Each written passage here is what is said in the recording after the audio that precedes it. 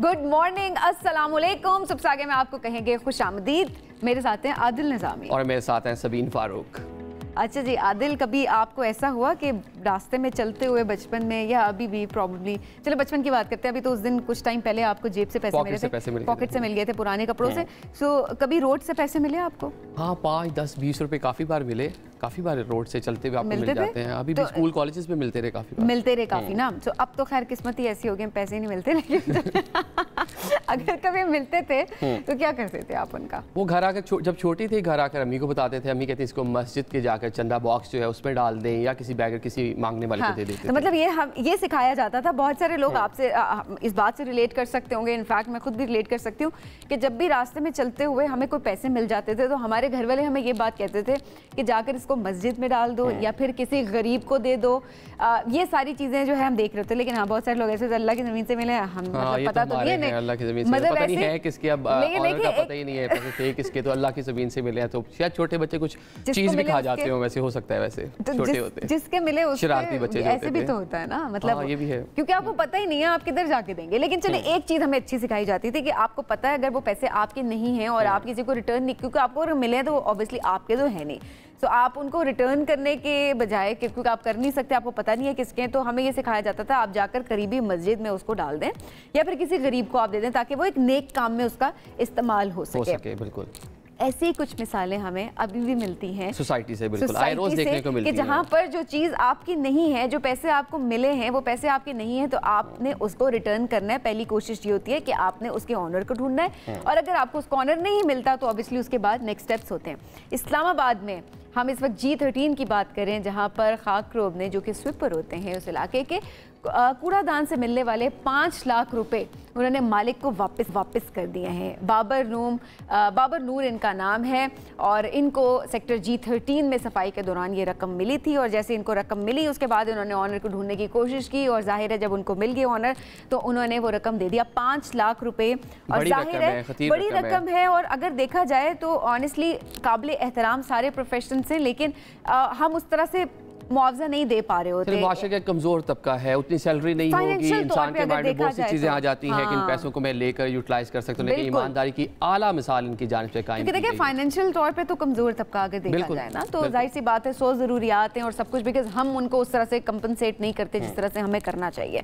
सो जाहिर सी बात है उनको मिले तो आपके दिमाग में, आपके दिल में कहीं ना कहीं लालच आता है, उसी टाइम शैतान की जाती है, वो भी आपको मुख्तलिफ चीजें, मुख्तलिफ प्लान बता रहा होता है, इसका यूं भी कर सकते हैं, यहाँ भी यूटिलाइज कर सकते हैं, लेकिन उसने बड़ा ओवरकम किया, शैतान को भगा दिया उन्होंने जो है, और जो मालिक है उसको तलाश कर उसको उसकी इमानत जो है वो वापस पहुंचा। अच्छा, वैसे हम इंसान भी क्या चीज़ है ना, मतलब अगर कोई ऐसा कुछ गलत तो हम अक्सर कह रहे थे ये शैतान ने हमसे करवा दिया। वैसे हमारे पाकिस्तानी अपनी ईमानदारी के हवाले से बड़े फेमस है। इस तरह अभी हाल ही में दुबई में भी एक बैग मिला था जिसमें बहुत ज्यादा पैसे थे। सऊदीया में भी एक वाकया आपने देखा कुछ टाइम पहले इसी तरह का सोशल मीडिया पे वायरल हुआ था। एयरपोर्ट्स पे इस तरह के बहुत सारी मिसालें हमारे सामने होती हैं। This is something really beautiful.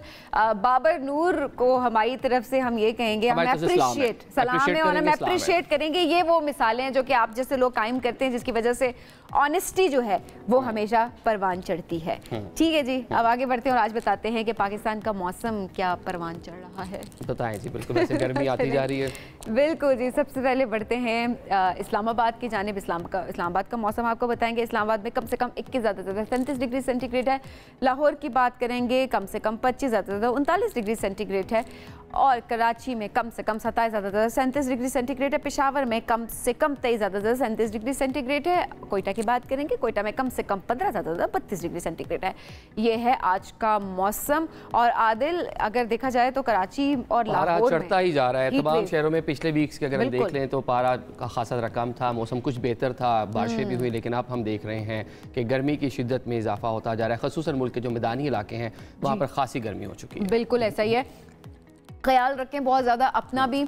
और जाहिर सी बात है खुद बाजों का जो हम बहुत ज़्यादा चीज़ें कर रहे होते हैं ना कि एकदम पसीना आया हुआ होता है, हम अक्सर बाइकर्स को इस चीज़ के मैं चाहूँगी कि आगे चल के हम ज़रा इस पर बात भी करें कि हीट वेव से मुतल्लिक हम डूज एंड डोंट्स क्या हैं, क्या चीज़ें हमें करनी चाहिए, क्या हमें नहीं करनी चाहिए, बात भी ज़रूर करेंगे।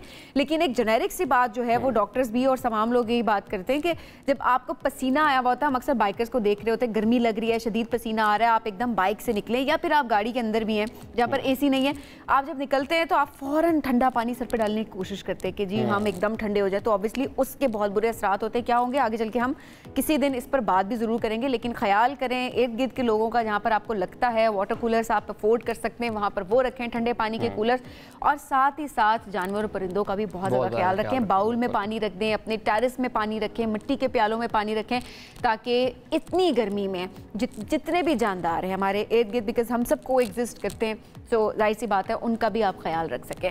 अच्छा, अब बारिशों के हवाले से अगर बात की जाए तो बहुत सारी जगहों पे बहुत सारे जो क्लाइमेट चेंज के असरात है वो भी आ रहे हैं। अफगानिस्तान की अगर बात करें, में हम देख रहे हैं कि खासी बारिशें हुई हैं। अफगानिस्तान में शदीद बारिशों और सैलाब ने तबाही मचा दी है। सूबा बगलान है, हलाकतों की तादाद 300 से बढ़ गई है सवीन, जबकि सैकड़ों अफराद अभी तक लापता हैं। मुल्क के शुमाली इलाकों में 1000 से ज़ायद मकानात तबाह हुए हैं। मुतासरा इलाकों में इमदादी कार्रवाइयाँ जारी हैं, जबकि लोग अपनी मदद आप के तहत भी घरों और गलियों से सैलाबी पानी निकालने में मसरूफ़ हैं। हमसाया बरादर इस्लामी मुल्क है अफ़गानिस्तान, हमने देखा वहाँ पर मुश्किल हालात वैसे ही हैं लोगों को, लेकिन अब ये बारिशें जो हैं उससे भी लोगों को ख़ासी मुश्किलात का सामना है। इंफ्रास्ट्रक्चर जो बेसिक है वो वहाँ पर तबाह होकर रह गया है। कुछ विजुअल्स जो जाहिर सी बात है आ रहे थे हमारे सामने, बहुत डिस्टर्बिंग विजुअल्स थे, और ऑब्वियसली बच्चे जिस तरह से, एक मैंने आदिल कल देखा, एक पिक्चर किसी ने शेयर की हुई थी अफगानिस्तान की, कि बच्चे बैठे हुए थे साइड पे और ऑब्वियसली कोई शेल्टर नहीं था उनके, और ज़ाहिर है इर्द गिर्द तबाही मची हुई थी। तो अल्लाह तमाम लोगों को इस आफत से महफूज रखे, जो नेचुरल डिज़ास्टर सारे जो कि हमने अपने लिए खुद क्रिएट किए हैं, और अब जाहिर है हम हर मुल्क में इसके असरात देख रहे होते हैं कि कहीं ना कहीं कभी ना कभी उन इलाकों में भी ऐसी, जिस तरह दुबई की भी बात हुई जहाँ पे इतनी मिकदार में कभी बारिशें नहीं होती, वहाँ पर रिकॉर्ड बारिशें जो है वो इंफ्रास्ट्रक्चर नहीं था, उन्होंने कोई इस तरह की तैयारी नहीं कर रखी थी, लेकिन सारी चीज़ें बिल्कुल ऐसा ही है। अच्छा जी, अब आगे बढ़ते हैं और ज़रा बात करते हैं कि अब हम जिस तरह से क्लाइमेट की बात कर रहे हैं वहाँ पर लोग आवाज़ भी उठा रहे हैं। वो डिफरेंट जो हम अगर देख रहे होते हैं प्लेटफॉर्म्स होते हैं, वहाँ पर वो जाते हैं, वहाँ पर जाकर जाहिर सी बात है अपनी आवाज़, दुनिया भर में लोग इस तरह की आगाही देने की कोशिश कर रहे हैं। इटालियन ओपन का जो मैच था उसके दौरान माहौलियाती तब्दीली के हवाले से काम करने वाली तंजीम के कारकुनों ने एहतजाज किया है। टेनिस कोर्ट में सफ़ेद पेंट और चमकीले कागज़ फेंक दिए। मैच इस वजह से कुछ देर रुका भी रहा। ये देखें, मैच और तो रुका रहा, लेकिन चले एक वहाँ से मैसेज गया कि किस तरह से दुनिया में ग्लोबल वार्मिंग हो रही है, माहौलियाती तब्दीली किस तरह दुनिया को मुतासिर कर रही है। वो दुनिया के मुख्तलिफ जो बर आज़म हैं, हम देख रहे हैं वहाँ पर यही सूरत हाल है। अनएक्सपेक्टेड बारिशें हैं, साइक्लोन हैं, आंधियाँ हैं, और वैसे भी जो हम देखते हैं कि गर्मी की शिद्दत है, हीट जो है, उसमें भी इजाफा होता जा रहा है। बिल्कुल ऐसे ही है आदिल, आवाज़ तो उठानी चाहिए, बट मैं इसके दो पहलू देखती हूँ। एक तो ये कि ठीक है बात रजिस्टर होगी, इस मामले पर आप बात भी कर रहे हैं, लोगों को पता चला है कि इनफैक्ट हम यहाँ पे खड़े होकर डिस्कस कर रहे हैं एक चीज़ को, लेकिन मुझे ये लगता है कि इसका इम्पैक्ट उस तरह से नहीं होता जो इम्पैक्ट एक रेलिवेंट प्लेटफॉर्म पे जाकर बात करने से होता है, या उसके बाहर आप अगर एहतजाज करते हैं, आप प्रोटेस्ट करें, जो कि पॉलिसी मेकर्स हैं जिन्होंने पॉलिसी बनानी है। तो मुझे लगता है कि कोई भी फील्ड है, कहीं पर भी आप उस मैच को डिस्टर्ब करना ज़रूरी नहीं होता, क्योंकि ऐसी खबरें हम देख रहे होते हैं कहीं ना कहीं कोई भी इवेंट आके ख़राब कर दिया जाता है, लेकिन जो रेलिवेंट अथॉरिटीज़ हैं वो एक्शन नहीं ले रही होती और ऑब्वियसली उन तक वो मैसेज नहीं पहुंच रहा होता। तो इट्स रियली इंपॉर्टेंट कि जो हम सही आवाज़ उठाते हैं वो हम सही प्लेटफॉर्म पे भी उठाएं। प्रॉपर प्लेटफॉर्म पे आवाज़ उठाना बहुत ज़रूरी है। अच्छा जी, आगे बढ़ते हैं और अब जरा बात करते हैं, अब होता है ना टाइम किल करना बड़ा ज़रूरी होता है। कभी ट्रेन नहीं आ रही, इंतजार कर रहे हो, फिर तो समझ नहीं आती कि आप क्या करें, लेकिन जब आप टैलेंटेड हो, आपके अंदर टैलेंट हो, तो फिर तो आप क्या क्या कर सकते हैं। हम बात करें मारूफ गुलकार फैसल कबाड़िया की दिलचस्प अंदाज में ट्रेन स्टेशन पर उन्होंने जो है उनके इंतज़ार करने की वीडियो हमें सोशल मीडिया से मिली है, और फैसल कबाड़िया ने इंतज़ार के मुश्किल लम्हे में उनको मौसीकी में तब्दील कर दिया और पियानो पर अपने पसंदीदा राग जो उनका गाना है कोशक धुरानी वो बजाए, उसकी धुन वो बजाना शुरू हो गए। और ये कांस ट्रेन स्टेशन पर बनाई गई वीडियो है जहाँ पर वो ट्रेन का वेट कर रहे हैं। ये वीडियो तो मुझे दो तरह से बड़ी इंटरेस्टिंग लगी। एक तो चले ठीक है फैसल साहब बड़ा एंजॉय कर रहे हैं बाकी सब, लेकिन एक और चीज़ जो मैंने देखी है, ये कुर्सियों को और ये जो टेबल है पियानो का, इसको जंजीरों से क्यों बांधा गया है? जिस तरह हमारे यहाँ चेन के साथ गिलास को बांधा जाता है, बिल्कुल वही लग रहा था कि कुर्सी की उठा कर ना लीजिए। अच्छा, इसमें बहुत सी चीज़ें इस तरह की जो हम पाकिस्तान में समझते हैं कि सिर्फ पाकिस्तान में है, ऐसा नहीं था, दुनिया के कई ममालिक में। अच्छा, वो वाटर कूलर होता है ना, ये देखें हम आपको दिखा रहे हैं अभी इस वक्त स्क्रीन पर भी आप देख सकते हैं कि किस तरह से इसको चेन से बांधा गया ताकि कोई उठा कर ना ले जाए। तो ये जो खदशात होते हैं ये हर जगह पे होते हैं। जैसे हमारे यहाँ हर गली में जब हम देख रहे होते हैं वाटर कूलर लगा हुआ होता है, उसके साथ ग्लास जो होता है उसको चेन से बांधा है। शुक्र है वाटर कूलर को नहीं मान रहे होते क्योंकि जाहिर है उसको ले जाने में दिक्कत होती होगी, भारी होता है, बट अदरवाइज जो ग्लास होता होता है उसको बांध दिया जाता है, तो ताकि कोई उसको ज़ाहिर उठा कर ना ले जाए। आप ये बताएं कि प्लेन में जब कभी सफ़र किया तो सफ़र कैसा रहता है, क्योंकि अगर लंबी फ्लाइट हो तो काफ़ी इंसान थक जाता है बैठ बैठ कर, छोटी सी पिच होती है सीट की, सही बात है, तो उसमें इंसान ये सोचता है किसी तरह वो इतना कंफर्ट हो जाए कि अपना जो सफ़र है वो अच्छे से। जहाज का सफ़र वही लोग अच्छे करते हैं जो बिजनेस क्लास जा रहे हैं, बहुत मुश्किल होता है, लेकिन टिकट बहुत ज़्यादा महंगे होते हैं। चले अब ये अमेरिका क्या करते हैं फिर कोई ना कोई जुगाड़ लगा लेते हैं। क्या जुगाड़ लगाया, किसने जुगाड़? ये अमेरिका में जुगाड़, हम लोग नहीं, अमेरिका में भी जुगाड़ लगते हैं। अमेरिका में हवाई जहाज़ में एक खातून मुसाफिर की दिलचस्प वीडियो सोशल मीडिया पर वायरल हो रही है, जिसमें इन्हें सीटों के ऊपर सामान रखने की जगह में सोने की तैयारी करते हुए देखा जा सकता है। खातून को ये अजीब और गरीब हरकत देखकर जो साथी मुसाफिर जो दीगर लोग प्लेन में सवार थे वो हैरान रह गए। उन्होंने इसकी वीडियो बनाकर सोशल मीडिया पर शेयर कर दी है। चंद रोज़ में लाखों लाइक्स मिल गए हैं और इस पर दिलचस्प किस्म के तबसरे भी हो रहे हैं। अच्छा, वैसे एक तो बताए कोई कि ये अलाउड है कि नहीं, अगर क्योंकि जितने मजे से वो वहाँ पर रिलैक्स कर रही हैं और क्रू जो है वो साथ से गुजर रहा है और कोई कुछ कह नहीं रहा, तो इसका मतलब ये अलाउड है। तो अगर आपके पास जगह कभी हो और आप जा, पहले ये ऊपर तक कैसे गई हैं?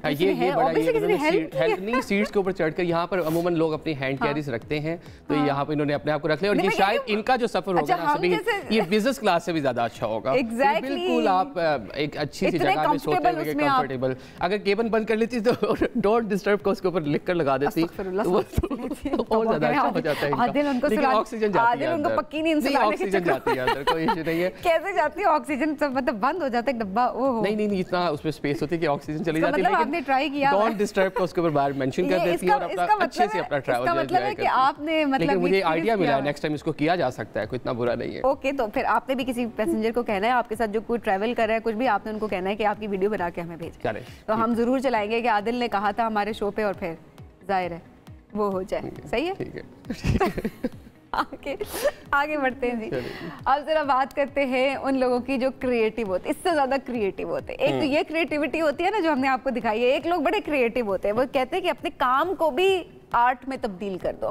तो ऐसा ही कुछ हुआ है, जो बगदाद के हेयर कटर है वो हेयर पेंटर बन गए हैं। वो किस तरह से बन गए हैं कि जितने भी क्लाइंट्स उनके पास आते हैं उनके बाल काट कर वो फेंकने के बजाय, क्योंकि बाल तो ज़ाया कर दिए जाते हैं, उनको फेंक दिया जाता है, उन बालों को वो आर्ट बनाते हैं, वो डिफरेंट ड्राइंग्स उससे क्रिएट कर रहे होते हैं। जिस तरह हम आपको इस वक्त दिखा भी रहे हैं, ये क्या बना रहे हैं आदिल? ये पेंटिंग भी बना रहे हैं। ये हम तो सोचते थे हमारे जो बाल हैं, जानवर बना रहे हैं, लाइन लग रहा है मुझे, शेर कोई जो है यही लग रहा है। तो ये जो आप देख रहे हैं इस वक्त जो बना रहे हैं, ये बालों से बना रहे हैं, जो कि इनके क्लाइंट्स आते हैं, उनके बाल कट करते हैं, उनको वो डस्टबिन में फेंकने के बजाय वो इनका बेहतर तरीके से इस्तेमाल करते हैं। और ऑब्वियसली जब ये इसको बना लेते हैं तो इस तरह से इन्होंने अपनी पूरी जो शॉप है उसमें इस तरह की पेंटिंग्स को उन्होंने सजा दिया है, इस आर्ट वर्क को। पता नहीं मैं पेंटिंग, क्योंकि पेंट का इस्तेमाल तो इसमें है नहीं, तो जाहिर सी बात है बस एक आर्ट वर्क है जो ये क्रिएट करते हैं बालों से। तो ये आर्ट वर्क इन्होंने अपनी पूरी शॉप पे, मुझे यहाँ से एक आइडिया मिला, जब नेक्स्ट टाइम मैं अपने हेयर ड्रेसर के पास जाऊंगा, लास्ट में उसको बोलूंगा यार मेरे बालों से मुझे कोई अच्छी सी कोई इस तरह आर्ट वर्क बना के दो। बाल बाद में सफेद वाले बालों से काले वाले बालों से, चलिए मिक्स हो जाएगा ना, मतलब डाई करने से पहले, डाई करने के बाद स्लो लेपर्ड बन जाएगा व्हाइट बालों से, डाई करने से पहले, डाई करने के बाद ब्रेक की तरफ पड़ते हैं। पाकिस्तानी शहरी जो हैं दिन का आगाज़ करते हैं इस उम्मीद के साथ कि उनके जो खैर खा हैं, मुल्क के हुक्मरान हैं, पार्लियामेंटेरियंस हैं, वो उनके बारे में सोचेंगे, अच्छी चीज़ें करेंगे ताकि आवाम को रिलीफ मिले। लेकिन हम देखते हैं कि मुल्क में रोज़ाना जो सूरत हाल है वो उसके बिल्कुल बरअक्स होती है। नेशनल असम्बली जो मुल्क की नुमाइंदा पार्लिमान है उसका इजलास हुआ गुज़िश्ता रोज़, जहाँ पर जो बिजनेस एडवाइजरी कमेटी होती है सभी हुकूमत और अपोजिशन की मिलकर बनाई जाती है, उसने पूरा तय किया कि एजेंडा क्या होगा, कौन पहले स्पीच करेगा, कौन किस हवाले से बात करेगा। लेकिन वजूद हमने देखा कि कल जो ऐवान था वो मछली मंडी बना रहा।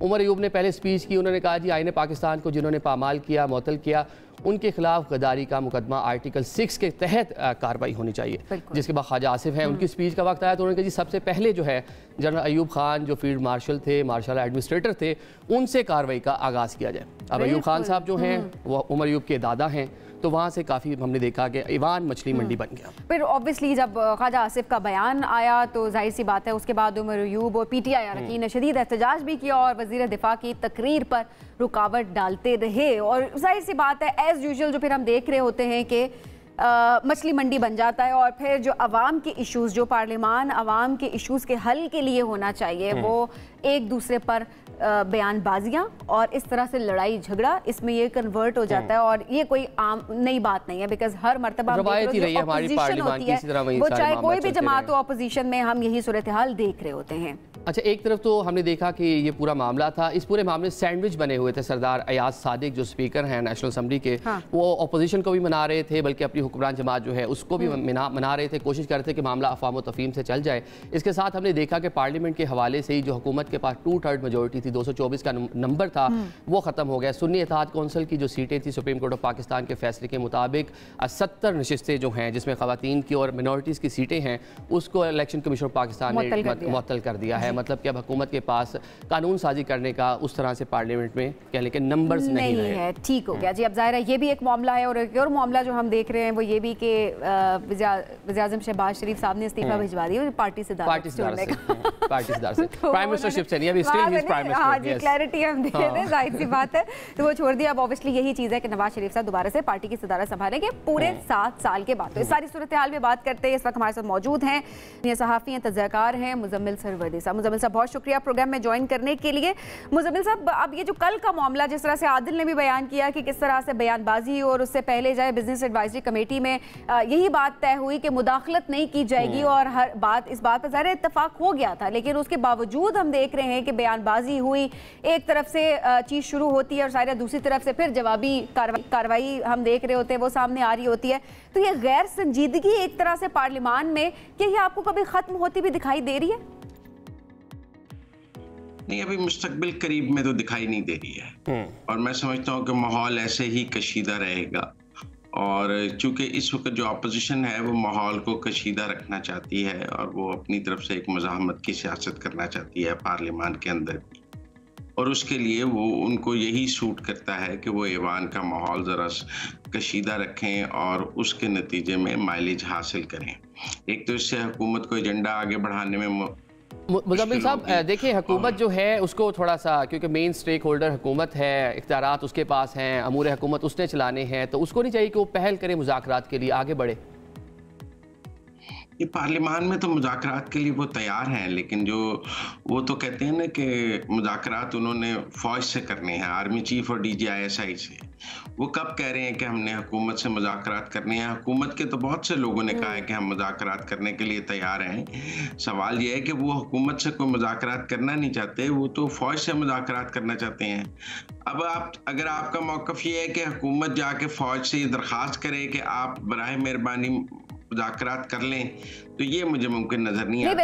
वैसे ऐसे में अगर ठीक है, एक पर्सपेक्टिव आपने रखा जो जाहिर है उनकी तरफ से कमेटी भी बनाई गई PTI की तरफ से और वो मामलात सामने हैं कि वो मुज़ाकरात वो किससे करना चाह रहे हैं, but at the same time PTI रहनुमा अली मोहम्मद खान वो भी तो कहते हैं कि अगर सीरियस है तो जाहिर है मुज़ाकरात के लिए कुछ नकात तो लेकर आए। तो ऐसे में जाहिर है एक स्टेटमेंट अगर दी जाती है तो हुकूमत को तो पहल करनी चाहिए कि कुछ एक एजेंडा तैयार करे, कुछ नकात तैयार करे और उसके बाद भी उनकी तरफ से भी एक कमेटी बने और फिर जो है वो अपोजिशन से बात की जाए ताकि मामला जो है वो हल की तरफ जा सके। क्योंकि at the end of the day हम हर मरतबा यही देखते हैं कि अपोजिशन का काम तो ये है कि वह एहतजाज करेगी, पार्लियामान में भी करती है, पार्लियामान से बाहर भी करती है, लेकिन जो मुल्की मामलात है वो तो हुकूमत ने चलाने हैं।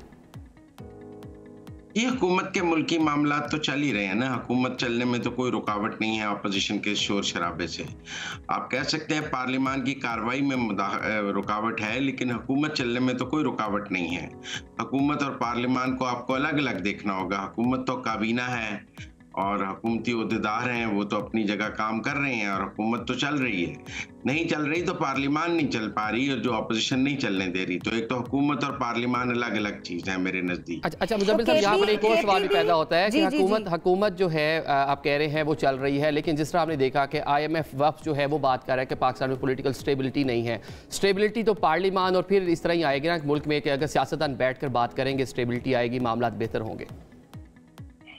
स्टेबिलिटी तो 2014 से नहीं है। जब से धरनों का सीजन शुरू हुआ, जब से पाकिस्तान में धरने शुरू हुए, तब से पाकिस्तान में सियासियत में इस्तेकाम है। पूरी दुनिया इस बात को मानती है। अब उसकी जिम्मेदार हुकूमत है या अपोजिशन है, ये ब्लेम गेम तो किया जा सकता है, लेकिन टेक्निकल बात यह है कि एक अदम इस्तेकाम हम 2018 के इंतखाबात के बाद भी नहीं ला सके थे इस्तेकाम।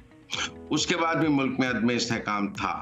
हम 2022 के अदम एतमाद के बाद भी इस्तेहकाम नहीं ला सके। तो मेरे ख्याल में इस्तेहकाम लाने के जितने भी फार्मूले इस्तेमाल हुए हैं उनमें वज़ीर आज़म इमरान खान को वज़ीर आज़म बनाने का फार्मूला भी शामिल है, उन्हें अपोजिशन में लाने का फार्मूला भी शामिल है। दोनों तरह से मुल्क को इस्तेहकाम नहीं मिल सका है। तो मेरा ख्याल है ये काफ़ी ट्राई हो गई है इस्तेहकाम देने की। अब अदम इस्तेहकाम के साथ जिंदा रहने की कोशिश करनी चाहिए और उसके साथ मामलात को आगे बढ़ाने की कोशिश करनी चाहिए। ये तो बड़ी वैसे मायूसी वाली बात है कि हम जो है हालात के मुताबिक खुद को ढाल लें, अपने आप को ढाल लें, ताकि ये कि जो हमारे हुक्मरान है इस वक्त जो हुकूमती बेंचेस पे बैठे हुए या प्रॉब्ली जो हमारी ऑपोजिशन है जो कि हमारे हुक्मरान रह चुके हैं वो आपस में कोई बात करें, मुल्क के बारे में सोचें, आपस की लड़ाई छोड़े। जाहिर है आप बाहर के लोगों को क्या एक पाकिस्तान का अपने मुल्क का आप तमाशा ही दिखा रहे हैं और क्या कर रहे हैं। तो मतलब इस पे हम शुक्र कर लें कि बस ठीक है ऐसा ही है और इसको बस एक्सेप्ट कर लें। जी फिलहाल तो मेरे ख्याल में ऐसा ही है, क्योंकि मुल्क की एक बड़ी सियासी जमात को अदम इस्तेहकाम सूट करता है। वो उनको जब इक़्तिदार मिल गया था उन्होंने तब भी मुल्क में जानबूझकर अदम इस्तेहकाम कायम रखा था और अपोजिशन में भी जानबूझकर अदम इस्तेहकाम कायम रखा है। जब तक वो अदम इस्तेहकाम की सियासत नहीं छोड़ेंगे मुल्क में इस्तेहकाम नहीं आ सकता। जब तक वो सियासी जमातों के साथ मिलकर बैठेंगे नहीं और सियासी मामलात को सियासी प्लेटफॉर्म पर हल करने में यकीन नहीं रखेंगे, सियासी मामलात हल नहीं हो सकेंगे। सियासी मामलात अगर अस्करी कुव्वतों से बातचीत करके हल हो सकते होते तो फिर अब तक हल हो गए होते। ठीक है मुज़म्मिल साहब, जो शहबाज शरीफ साहब है प्राइम मिनिस्टर पाकिस्तान, वो पार्टी सदारत से उन्होंने स्टेप डाउन किया है। मियाँ साहब दोबारा 7 साल बाद मुस्लिम लीग नून के सदर बनने जा रहे हैं। अब ये बताएं कि मुस्लिम लीग नून का नया बयानिया क्या होगा? मेरे ख्याल में उनको वो अब बयानिया तो आप बनाते हैं इक़्तिदार में आने के लिए, और इक़्तिदार में आने के बाद बयानिया नहीं कारकर्दगी होती है।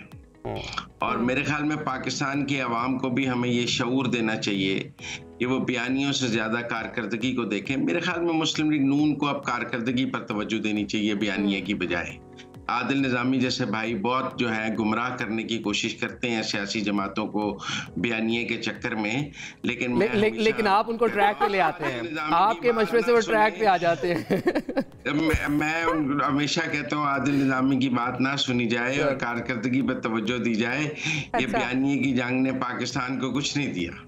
बिल्कुल साहब ने बड़ी अच्छी बात की है कि परफॉर्मेंस जो पाकिस्तान को कुछ नहीं दिया, लेकिन जाहिर है हुकूमती जमातों को इलेक्शन में वोट जरूर दिया है। तो बयानिया ऑब्वियसली बयानिया होगा आपके पास, तो उसके बाद जो है वो अच्छी बात कर रहे हैं कि अभी चले इलेक्शन हो गया, परफॉर्मेंस की बात करें। ये भी बड़ा मायूस कुन है कि किसी भी गवर्नमेंट ने अपना जो टाइम मुकम्मल किया अपनी परफॉर्मेंस पे बात नहीं की, बयानिए बनाए हैं, दूसरों पर तनकीद की है। ये बात भी सही है। हकीकत अच्छा वैसे में मुजम्मिल साहब जो सेनेटर हैं फैसल वाडर साहब, वो भी ये कहते हैं कि शहबाज शरीफ की हुकूमत का ये आखिरी इक़्तिदार है, कहते हैं उन्हें एंजॉय करने दें।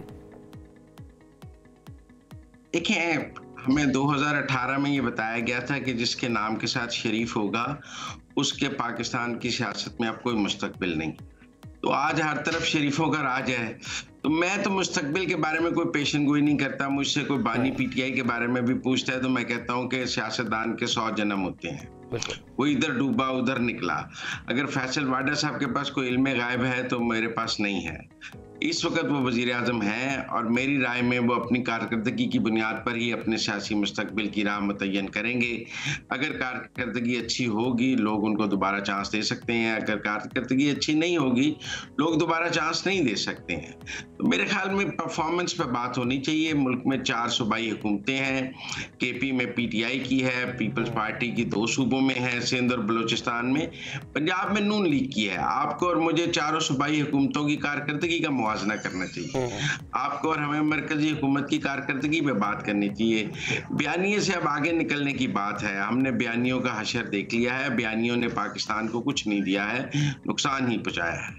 अच्छा मुजम्मिल साहब, जो ये सूरत हाल बनी है कि इलेक्शन कमीशन ऑफ पाकिस्तान ने 70 अरकान जो है उनकी रुकनियत जो है मुअत्तल की है सुप्रीम कोर्ट ऑफ पाकिस्तान के फैसले के बाद, तो क्या लगता है आपको कि हुकूमत अब जो कानून साजी आइंदा करने जा रही थी उसके लिए कितनी मुश्किलात पैदा हो गई हैं? मेरे ख्याल में कानून साजी तो हो सकती है क्योंकि उसके लिए सादा अक्सरियत चाहिए। आइन में तरमीम नहीं हो सकती, उसके लिए 2/3 आइन में तरमीम के लिए रास्ते रुके हैं। अगर कोई आइनी इस्लाहात होनी थी तो वो नहीं हो सकेंगी, और वो भी हो सकती हैं। आप ऑपोजिशन को ऑन बोर्ड कर लें, ऑपोजिशन को कायल कर लें तो फिर हो सकती हैं। और मैं वैसे भी समझता हूं कि ऑपोजिशन को माइनस करके कोई आइनी तरमीम नहीं की जानी चाहिए, और ऑपोजिशन को ऑन बोर्ड करके ही आइनी तरमीम करनी चाहिए।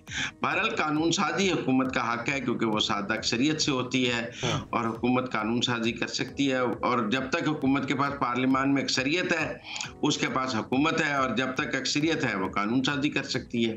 तो कानून साजी की राह में कोई रुकावट नहीं। आइन में तरमीम के लिए वैसे भी ऑपोजिशन को साथ लेके चलना चाहिए। ठीक है, ये चले अच्छी बात है कि ऑपोजिशन को साथ लेकर चलना चाहिए आपके, लेकिन कायमा कमेटियां ऑब्वियसली उनका भी तो अहम रोल होता है कानून साजी की अगर बात की जाए। बिल्कुल जी, कायमा कमेटियों के बगैर पार्लियामान नामुकम्मल है, पार्लियामान की कारकर्दगी आगे नहीं चल सकती। कायमा कमेटियां ही पार्लियामान चलाती हैं। बगैर कायमा कमेटियां वो इंजन हैं जिनसे पार्लियामान की गाड़ी चलती है, और अगर कायमा कमेटियां मुकम्मल नहीं हैं तो आप समझें पार्लियामान बगैर इंजन के एक ऐसी गाड़ी है जो एक जगह पंचर टायरों के साथ खड़ी है।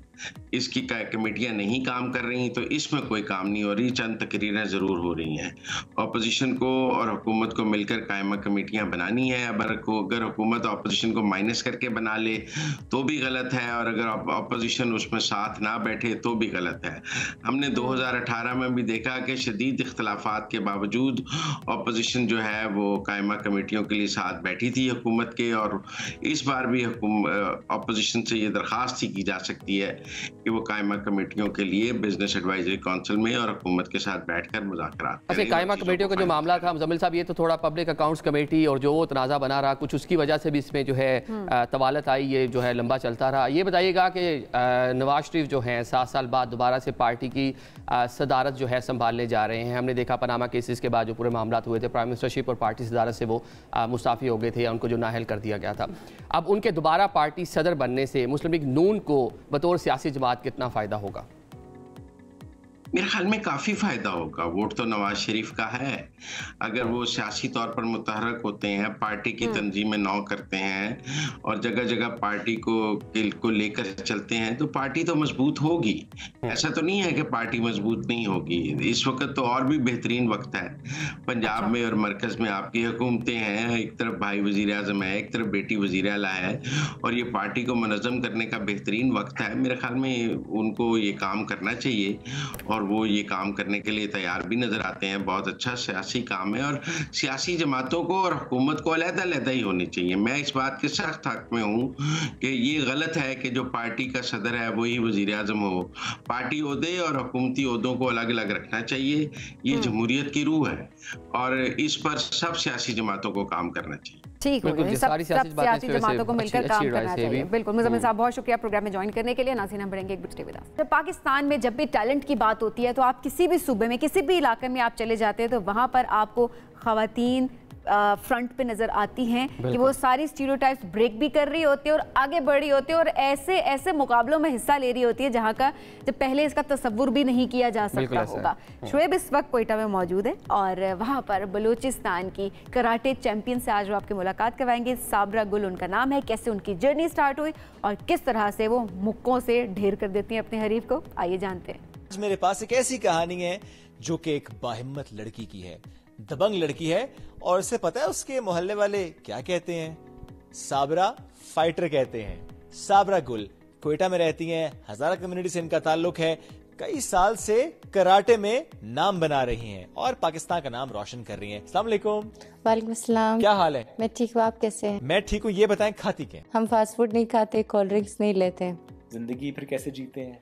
जिंदगी कभी कभी नहीं लेते, जब फर्ज नजदीक हो कभी कभी लेते हैं। अच्छा साबरा, वाई कराटे? इस फील्ड में मैं आई क्योंकि मुझे मोटिवेशन मिले और वो भी मेरी सिस्टर शाहिद अब्बासी से, जो कि मुझसे पहले इस फील्ड में थे। अच्छा साबरा, इतने मुल्क जाना, लेकिन फिर भी एक ऐसा मुल्क होता है या किसी फाइट होती है जो कि बहुत यादगार हो जाती है, कौन सी थी? मेरी फर्स्ट इंटरनेशनल जब मैं नेपाल गई थी। जब मैं पेशावर में हमारा नेशनल गेम्स हुआ था तो मैंने खेली में गोल्ड हुई। मुझे पता ही नहीं था कि इसके बाद मेरा इवेंट इंटरनेशनल स्टार्ट होने वाला है। तो मैं आई वापस कोयटा, तो उसके बाद मैंने फेसबुक खोला कि उधर लिखा था कि साबरा गुल ने इस वेट में कैटेगरी में वो गोल्ड मेडलिस्ट हुई और अब उसका नाम आया है इंटरनेशनली, वो नेपाल में जाकर खेलेगी। सेल्फ डिफेंस कितना ज़रूरी है वैसे? सेल्फ डिफेंस बहुत ज़रूरी, लड़कों और लड़कियों के लिए भी, दोनों के लिए, दोनों को आनी चाहिए। ठीक है, क्योंकि ये बहुत मस्ट है। वैसे रिंग के अलावा भी कभी यूज करने पड़े आपको स्किल्स के? किसी ने छेड़ा और फिर साबरा का एक रूप देखा उसने? हाँ हुआ है। ये कब हुआ? ये मेरे बचपन में हुआ जब मैंने शुरू में कराटे ज्वाइन की थी। हाँ, तो मैं जाती थी तो लड़के छेड़ देते थे मुझे, कहते थे साबरा फाइटर। तो मुझे गुस्सा आता था। मैं एक दिन, हाँ, एक हफ्ता 2 हफ्ता मैंने इग्नोर किया, फिर नहीं हुआ इग्नोर। मैंने कहा अच्छा इसने मुझे साबर फाइटर बोला, मुझे नहीं पता था कि ये कितना अच्छा लफ्ज़ है। मैंने उसको इतना मारा कि वो अभी रोड पर भी नहीं बैठता। जब भी कहीं जाती है साबरा फाइटर आपको कहते हैं तो अच्छा लगता है? हाँ, अब अच्छा लगता है। अब अच्छा लगता है, पहले अच्छा नहीं लगता था। ऐसा होता है जो भी फाइट आपने जीती तो फिर सबसे पहले फोन अम्मी को किया कि अब्बू को, किसको किया? मैं जैसे ही जीतती हूँ ना सबसे पहले अम्मी को कॉल करती हूँ। सपोर्टिव ज्यादा कौन रहा घर में? अम्मी रही, अब्बू रहे, बहन रही, कौन रहा? मेरी पूरी फैमिली सपोर्टिव रही। हाँ। कभी किसी ने नहीं कहा कि ना जाओ? शुरू में अम्मी कहती थी, जब मैं अपने आप को चोट लगाती थी तो वो कहती थी ये कराटे क्या है, चोट लगती है तुम्हें बार बार आती है। वो भी मैं खुद अपने आप को चोट लगाती क्योंकि मैं नई चीजें सीखने के लिए ऐसा होना पड़ता है ना। तो कितनी दफा चोट वैसे खुद को लगाई? एक बार हाथ निकाला था, वो निकल गया, और एक बार पैर, बस 2 बार। हाँ, एक बार मुंह के बल गिरी थी, नाक टूटा था। नाक टूटने पे मैंने जरूर कहा होगा बस। हाँ, ऐसे हुआ। हाँ। फैमिली सपोर्टिव बार फिर भी रही, लेकिन मोहल्ले में, इन योर कम्युनिटी जनरली किसी ने कहा नहीं घर वालों को आगे, ये अपनी बेटी को मत भेजा करो बाहर, ये बेटी को मत भेजो कराटे सीखने के लिए? ऐसे हुआ? फैमिली मेंबर्स थे। ओके। हाँ, उन्होंने बोला था कि मतलब इनको क्यों कराटे भेजते हो, मतलब हमारे सब में कोई भी नहीं जाता तो ये क्यों जा रहे। अब ज़रूरी नहीं आप लोग नहीं भेजो अपने बच्चों को, तो हम क्यों नहीं जाए, हमारा शौक़ होता है। सही है। तो फिर हम गए और अल्हम्दुलिल्लाह हम आगे आए हैं। तो अब वही लोग अपने बच्चों को भेजते हैं हमारे पास, कहते हैं इनको भी अपनी तरह बनाओ। फेडरेशन भी सपोर्ट करती है कहीं जाना है किसी इवेंट में? चूंकि जिस गेम की हम बात करते हैं, जब एथलीट से बात करें तो बहुत से एथलीट्स की राय रखते हैं कि सपोर्ट नहीं है, फंड्स नहीं है, हम बाहर नहीं जा सकते, कोई इवेंट आ जाए आपको लाखों रुपए देने पड़ते हैं। तो आपके केस में क्या रहा? पाकिस्तान कराटे फेडरेशन ने मुझे बहुत सपोर्ट किया है। मतलब कुछ गेम्स में मैं अपनी पैसे से गई हूँ, वो चैंपियनशिप थे गेम्स में मैं जीतती गई, उसमें मुझे पाकिस्तान कराटे फेडरेशन ने और स्पोर्ट्स बोर्ड ने मुझे बहुत सपोर्ट किया। वैसे महंगा है खेल? हाँ। तो डाइट की वजह से, ट्रेनिंग की वजह से, या सिर्फ इवेंट्स पे जाने के लिए? सब। जो हम बात करते हैं ना स्पॉन्सर्स की, आपको कभी ऐसा उसका इशू भी नहीं फेस करना पड़ा? है। अच्छा। हाँ, ऐसे मतलब कुछ इवेंट्स होते हैं कि हम कहते हैं मतलब कोई हमें सपोर्ट करे, हम इस इवेंट पे जाएं, यानी फेडरेशन के अलावा भी सपोर्ट? हाँ, लेकिन सिर्फ कहते हैं हाँ करेंगे, नहीं करते। फिर हम मेरी जितनी वो सैलरी होती है उसका वेट करती हूँ कि कब वो पूरी हो जाए, फिर मैं जाके वो इवेंट खेलूँ। मैं कुछ ऐसे इवेंट्स है जो मैंने मिस किया है। कौन सा अगला इवेंट है जिसकी तैयारी हो रही है? वो अभी आने वाला है और वो इस बार पाकिस्तान में होने वाला है। Okay. 14 south Asian games. Islamabad में। हाँ, इस्लामाबाद में होने वाली है। ट्रेनिंग्स बहुत अहम चुकी होती है। हाँ। दिन में कितना हिस्सा ट्रेनिंग का? 3 घंटे। 3 घंटे, 4 घंटे, ये डेली करना ही करना है। अब बताएं, आपकी कोर्ट पे तो बहुत से बैज हैं। हाँ। पाकिस्तान के नीचे आपने इंडिया का फ्लैग भी लगाया हुआ है। What's the reason behind it? आप इंडिया नहीं गई? मैं इंडिया नहीं गई हूँ, लेकिन मुझे मतलब अच्छा लगता है क्योंकि जब हम नेपाल गए थे तब उन लोगों ने हमें बहुत अच्छा वेलकम दिया था। हम प्लेयर्स अपने एक दूसरे के साथ हम बहुत अच्छे होते हैं। जब हम मिलते वो बाकायदा रिक्वेस्ट करते हैं कि हमें पाकिस्तान का फ्लैग दे दें, ये हम आपके साथ चेंज करेंगे। जब मैं चाइना गई थी वो लोग मुझे रिक्वेस्ट करे कि हमें पाकिस्तान का फ्लैग दे दे और हमारा फ्लैग ले। हर जगह से सब रिक्वेस्ट। दर्जन 2 दर्जन ले जाया करें साथ। मैं पूरा वो अपना साथ ले जाती हूँ, मुझे पता है मांगते हैं। अच्छा, मैंने आपके बारे में भी पढ़ा कि आपको म्यूजिक भी पसंद है। बहुत। आपको डांस भी पसंद है। बहुत पसंद। आपको मतलब कहना चाहिए कि बड़ी जिंदा दिल किस्म की लड़की हैं। तो चूंकि आप इन्होंने खुद मान लिया, देखिए आप गवाह है ना कि मैंने नहीं कुछ कहा, इन्होंने खुद मान लिया बहुत ज्यादा पसंद है, तो अब हमें सुनाएंगे ये कोई गाना अपनी मर्जी का, ताकि आपको पता चले कि एथलीट होता है लेकिन उसके अंदर का सिंगर भी एक होता है। तो ये आपकी चॉइस मैंने छोड़ा, हमें क्या सुनाएंगी जी आज? मैं गाना तो नहीं गा सकती, आवाज भी अच्छी नहीं, लेकिन मैं एक नारा लगा सकती हूँ। नारे में मेरा आवाज बहुत अच्छा है। चले फिर नारा ही हो जाए। जैसे मैं मैदान में उतरती हूँ पहले तो मैं या अली मदद कहती हूँ ऊपर, उसके बाद मैं कहती हूँ पाकिस्तान जिंदाबाद। पाकिस्तान जिंदाबाद जी, बेशक ऐसी है। बहुत शुक्रिया साबरा, बड़ा अच्छा लगा आपसे मिलकर, क्योंकि यही हमारी कोशिश है, यही हमारी ख्वाहिश है। जब हम आ रहे हैं क्वेटा तो यहाँ पर मुख्तलिफ जगहों पर जाकर लोगों से मिलकर, वहाँ की बात कर वहाँ के मसाइल जानकर, मसाइल की बात में बहुत ज़्यादा होती भी है, लेकिन हम ये चाह रहे थे कि हम थोड़े से कहानियाँ आप तक लेकर आएँ, वो एक ऐसा इमेज आप तक पहुँचाएँ जो आप तक नहीं पहुँचता। बहुत से हमारे एथलीट्स, बहुत से हमारे लोग, बहुत से ऐसे एंटरप्रेन्योर्स, बहुत से लोग जो कम्युनिटी में सर्व कर रहे होते हैं, जिनकी अपनी कोई कहानी होती है, अपनी कोई मेहनत होती है, वो आप तक नहीं पहुंचती। आप नहीं जान पाते कि क्वेटा में या for that matter in Balochistan क्या हो रहा है। तो यही हमारी कोशिश, सबसे आगे की एक कोशिश थी।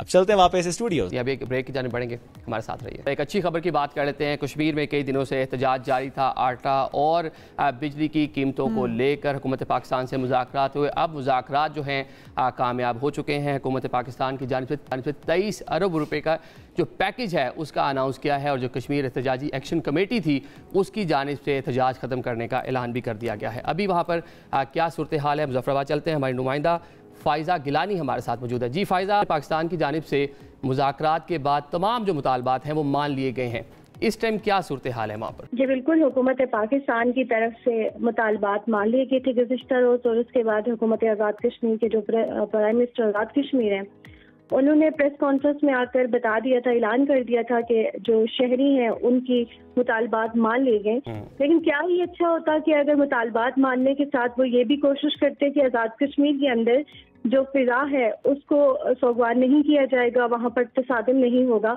तो ये ज़्यादा अच्छा हो जाता। कल जैसे ही मुतालबात मानेंगे तो उसके फौरन बाद से यहाँ की जो मुजफ्फराबाद की सूरत हाल है वो काफ़ी कशीदा हो गई थी। लोग एक तरफ जश्न मना रहे थे तो दूसरी तरफ अचानक से फायरिंग का सिलसिला शुरू हो गया था, और उस फायरिंग के नतीजे में 3 लोग जो हैं वो जांबाक हो चुके हुए हैं। चले जो प्रोटेस्टर्स थे, जो उनके जो मुतालबात थे, हमने देखा काफी टाइम से। आदिल, हम ज़ाहिर वीडियो भी देख रहे थे जिस तरह से शेल फेंके जा रहे थे, एक बच्चा भी उसमें जख्मी हुआ था, और जाहिर सी बात है वो भी ये सवाल कर रहा था। तो बात एक तरह से वैलिड भी है कि जब इतने दिनों से मुज़ाकरात चल भी रहे थे तो उसमें तसादुम की कोई गुंजाइश नहीं होनी चाहिए थी। अब जरा मुतालबात के हवाले से बताइएगा कि क्या क्या मुतालबात थे एग्जैक्टली, और क्या मुतालबात माने गए? मुतालबात यही थे कि सबसे पहले आटे पे सब्सिडी दी जाए, क्योंकि आटे पे सब्सिडी पहले भी थी, लेकिन अचानक हुकूमत पाकिस्तान की हुकूमत आज़ाद कश्मीर की जानिब से इसको खत्म कर दिया गया था। दूसरा मुतालबा जो था वो ये था कि बिजली हमें पैदावारी लागत पे दी जाए, क्योंकि आज़ाद कश्मीर के अंदर इस टाइम 3 बड़े प्रोजेक्ट लगे हुए हैं, जिनमें मंगला है, नीलम झेलम हाइड्रो पावर प्रोजेक्ट है और जागरा है। और आज़ाद कश्मीर के लोगों की जो बिजली की ज़रूरत है वो 450 मेगावाट है, जो लोगों को यहाँ पर नहीं मिल रही थी। 8 से 10 घंटे लोड शेडिंग हो रही थी, और साथ में जो बिजली के बिल आ रहे थे वो कहीं गुना ज़्यादा थे, जिसके ऊपर लोगों ने ये मुतालबा किया कि हमें पैदावारी लागत पे ही बिजली दी जाए, क्योंकि हुकूमत आज़ाद कश्मीर दौर पे उनसे पैसे जो हुकूमत पाकिस्तान से बिजली खरीद रही थी, लेकिन जहां पर जो लोगों को दी जा रही थी वो 20 एक पर यूनिट जो है वो 20 रुपए से ज्यादा दी जा रही थी। और तीसरा मुतालबा जो शहरियों का था वो काफी दिलचस्प है। वो ये कह रहे थे कि हुकूमत आज़ाद कश्मीर जो अपनी शाखर्चियां हैं वो खत्म करे, क्योंकि आए रोज हुकूमत आज़ाद कश्मीर नई गाड़ियां खरीदती थी, जजेस के लिए खरीदती थी, ब्यूरोक्रेसी के लिए खरीदती थी, उसके अलावा हर जगह पे सरकारी गाड़ियां घूमने फिरने के लिए इस्तेमाल हो रही थी।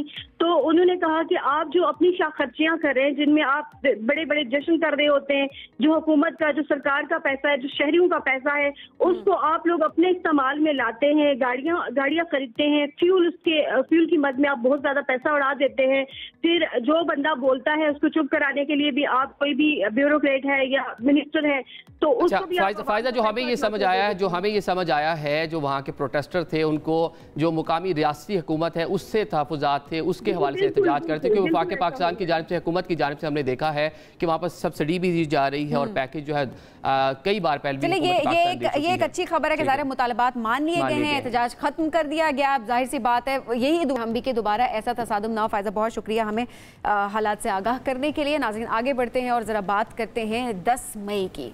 21 बरसों में ताकतवर तरीन शमसी तूफान ज़मीन से टकरा गया 10 मई को, जिससे अमरीका, बरतानिया, जर्मनी और स्विट्ज़रलैंड समेत कई ममालिक में रोशनी के हैरत अंगेज़ नज़ारे देखे गए और आसमान पर सब्ज़ और जामनी रंग नुमाया हो गए। माहिरीन के मुताबिक ये मुनफरिद वाक़या सनस्पॉट क्लस्टर की वजह से पेश आया, जिसका फैलाव कई लाख किलोमीटर था। इस शमसी तूफान से तो ज़मीन पर कई ख़ास नुकसानात की इतलात नहीं आई, मगर साइंसदान का मानना यह है कि शमसी तूफ़ान कई लिहाज से हमारी ज़मीन के लिए ख़तरनाक साबित हो सकते हैं। तो इसी हवाले से बात करते हैं, क्योंकि ये भी कहा जा रहा होता कि मौसलाती निज़ाम जो है वो उसको भी तबाह कर सकते हैं, बिजली की तरसील का निज़ाम मुतासर कर सकते हैं, और ऑब्वियसली बारूदी जो सुरंगें होती हैं उनके फटने का बायस भी बन सकते हैं।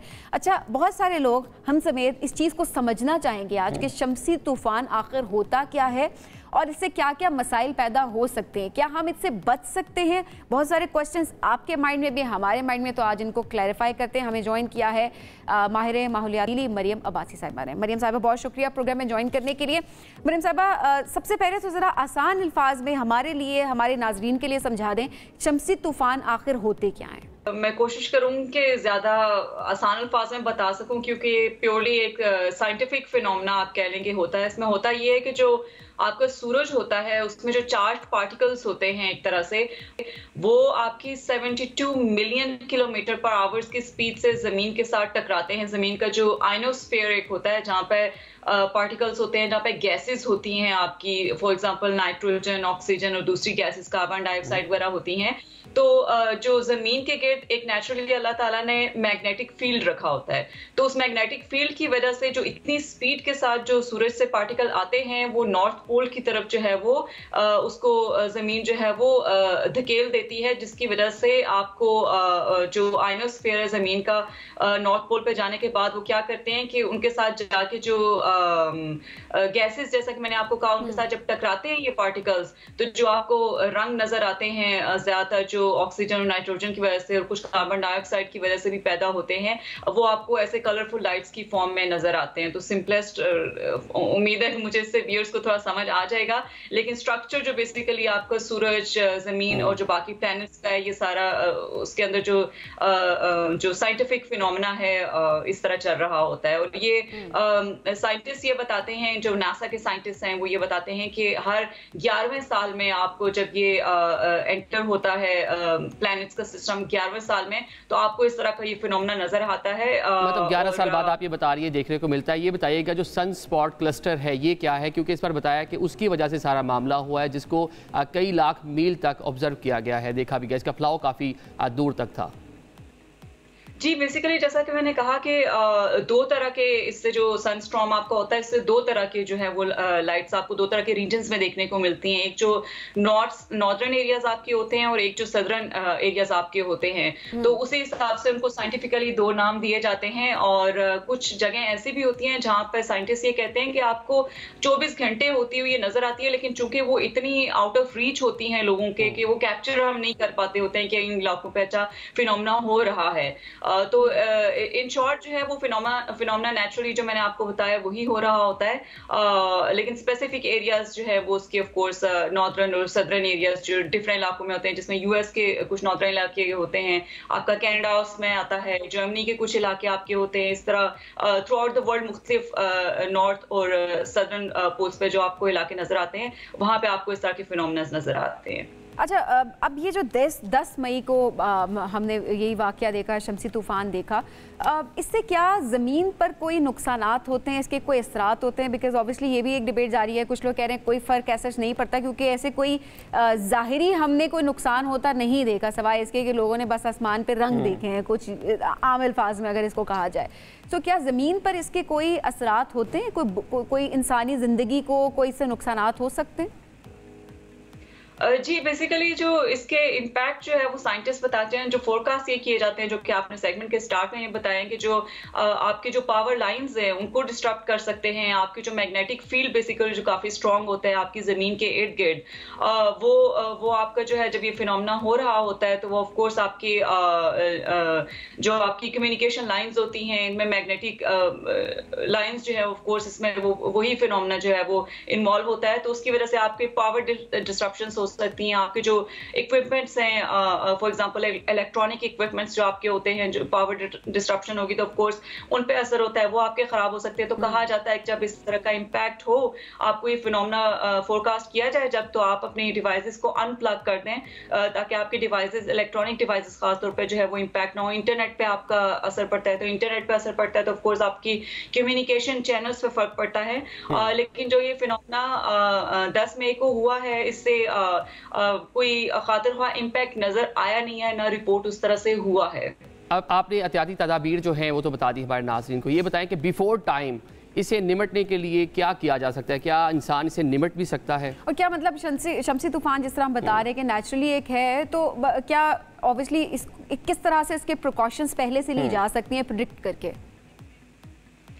जी, विजिबली तो जो आपका फिनोमेना होता है वो आप नेकेड आई से भी देख सकते हैं। इसका कोई नुकसानात बताए नहीं जाते उस तरह से ह्यूमन हेल्थ के ऊपर या प्लेनेट के ऊपर, अपार्ट फ्रॉम दिस के जो अभी मैंने कुछ स्टेट किए हैं। इसलिए इसकी इस तरह से कहा नहीं जा सकता कि इसके बहुत ज्यादा इम्पैक्ट आपके इस तरह से हैं जिससे पहले से आप जो है वो बहुत ज्यादा करें। मैक्सिमम आप डिवाइसेस अनप्लग कर सकते हैं, आप चाहें तो इंटरनेट को ऑफ कर सकते हैं। इसी तरह I think this is something which is still into research के इस तरह के क्या इम्पैक्ट हो सकते हैं, लेकिन साइंटिस्ट ये बताते हैं कि आपके जो क्लाइमेट चेंज है बेसिकली उसकी वजह से कोई ज्यादा इस पे इम्पैक्ट है बहुत ज्यादा इम्पैक्ट जाहिर है वो नजर नहीं आती, लेकिन यही होता है कि एहतियात आप यही करें कि उस टाइम पे अगर आपको लग रहा है तो अपनी इलेक्ट्रॉनिक डिवाइसेस जितनी भी हैं उनको अनप्लग कर दें। मरियम बहुत शुक्रिया हमें ज्वाइन करने के लिए। नाज़रीन आज के लिए इतना ही, दोबारा मुलाकात आपसे कल होगी। खुदा हाफिज।